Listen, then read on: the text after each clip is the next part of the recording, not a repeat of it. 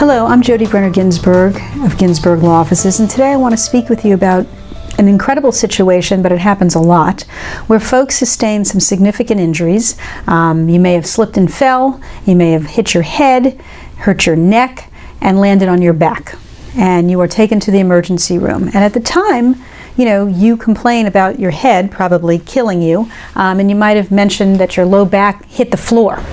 And nobody has ever paid attention to your neck, but that also was injured. But again, in all the hurry and fury of what goes on in an emergency room, folks are very worried about your head, so they're paying attention to it, and you say you landed on your back. And then you finish at the emergency room, and you go see the doctor that you're directed to see, either by the posted panel where you've picked a doctor, or they haven't given you a posted panel and the insurance company tells you where you need to go, or some doctor sees you, and again the focus is on your head and your back, and you might see that doctor once, and then you go back the second time and you're like, also my neck is hurting. Well, what we see is the insurance company has now said, oh, you know what, we'll pay for treatment for your head. Yep, you told the emergency room doctor about that. Yeah, we know you landed on your back and we'll pay for the back treatment. But you didn't talk about your neck until, 2 weeks down the road on your second visit with this doctor about your neck really bothering you. So we're not going to pay for your neck. And you sit there and say, how could you say that? I mean, I explained to the emergency room doctor that I had a head pain, I had some neck pain, I had back pain, but the doctor only focused on the head and the back, and now my neck is killing me and nobody's willing to treat it.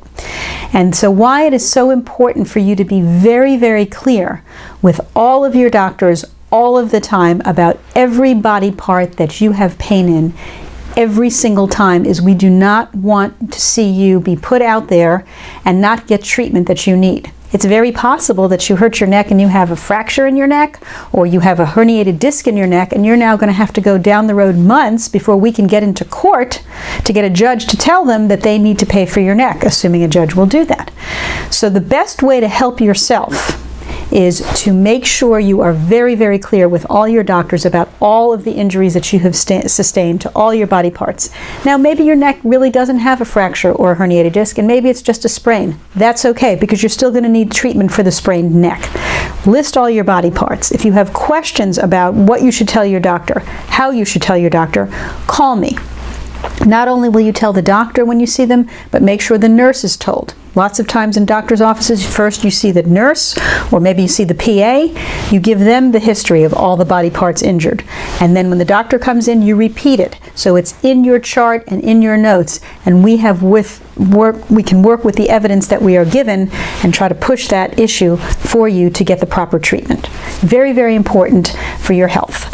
If you want to speak with me about it, I'm more than happy to discuss it with you. You can reach me at 770-351-0801. Thank you.